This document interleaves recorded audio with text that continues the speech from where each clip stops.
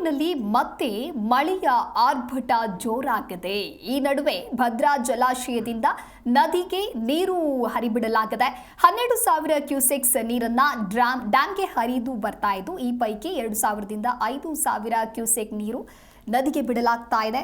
Dam ಭರ್ತಿಯಾಗುವ ಸೂಚನೆಯ ಹಿನ್ನೆಲೆಯಲ್ಲಿ ಮುಂಜಾಗ್ರತಾ ಕ್ರಮವಾಗಿ ನದಿಗೆ ನೀರು ಬಿಡಲಾಗ್ತಾ ಇದೆ. ಈ ನಿಟ್ಟಿನಲ್ಲಿ 4 ಗೇಟ್ಗಳನ್ನು ಓಪನ್ ಮಾಡಿ ನೀರು ಹರಿಬಿಡಲಾಗ್ತಾ ಇದ್ದು, ಇನ್ನು 71.53 ಟಿಎಂಸಿ ಸಾಮರ್ಥ್ಯದ ಸಂಗ್ರಹವುಳ್ಳ ಜಲಾಶಯದಲ್ಲಿ ಈಗಾಗಲೇ 57.63 ಟಿಎಂಸಿ ನೀರು ಸಂಗ್ರಹವಾಗಿದೆ.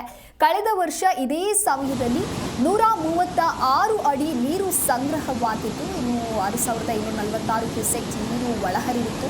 ಈ ವರ್ಷ 12,000 ಕ್ಯೂಸೆಕ್ ನೀರು ಹರಿದು ಬರ್ತಾ ಇದ್ದು, ಅತಿ ಶೀಘ್ರದಲ್ಲಿಯೇ ಈ ವರ್ಷ ಭದ್ರಾ ಜಲಾಶಯ ತುಂಬುವ ಹಂತಕ್ಕೆ ತಲುಪಿದೆ. ಇನ್ನು ಜಲಾಶಯದ ಗರಿಷ್ಠ ಮಟ್ಟ 186 ಅಡಿ ಇದ್ದು, ಪ್ರಸ್ತುತ ನೀರಿನ ಮಟ್ಟ 174.4 ಅಡಿಗಳಿಗೆ ತಲುಪಿದೆ. ಬಲದಂಡೆ ಮತ್ತು ಎಡದಂಡೆ ಕಾಲುವೆಗಳ ದುರಸ್ತಿ ಕಾರ್ಯ ನಡೀತಾ ಇರೋದ್ರಿಂದಾಗಿ ಸದ್ಯಕ್ಕೆ ಅವುಗಳಿಗೆ ನೀರು ಹರಿಸಲು ಸಾಧ್ಯವಾಗ್ತಾ ಇಲ್ಲ. ಜುಲೈ ತಿಂಗಳಿನಲ್ಲಿ ನಿರಂತರ ಮಳೆಯ ಮುನ್ಸೂಚನೆ ಇರೋದ್ರಿಂದ ಜಲಾಶಯವು ಯಾವುದೇ ಕ್ಷಣದಲ್ಲಾದರೂ ಕೂಡ ಗರಿಷ್ಠ ಮಟ್ಟ ತಲುಪುವಂತಹ ಸಾಧ್ಯತೆ ಇದೆ. ಈ ಕಾರಣದಿಂದಾಗಿ ಸಂಭಾವ್ಯ ಪ್ರವಾಹ ಪರಿಸ್ಥಿತಿಯನ್ನು ತಪ್ಪಿಸುವುದಕ್ಕೆ ಹೆಚ್ಚುವರಿ ನೀರನ್ನು ಹರಿಸಲಾಗ್ತಾ ಇದೆ ಅಂತ ಹೇಳಿ ಅಧಿಕಾರಿಗಳು ತಿಳಿಸಿದ್ದಾರೆ.